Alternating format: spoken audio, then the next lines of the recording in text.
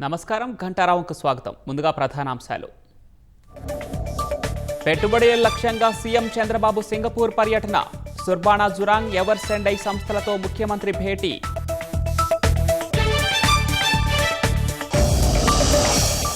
దేశానికి లాజిస్టిక్స్ హబ్గా ఆంధ్రప్రదేశ్ మారనుంది. క్వాంటమ్ వ్యాలీ ఏఐని ప్రమోట్ చేస్తున్నామన్న సీఎం.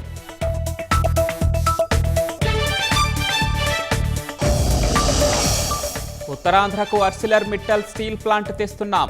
పరిశ్రమలకు ఎకనామిక్ డెవలప్మెంట్ బోర్డు ఉందన్న లోకేష్.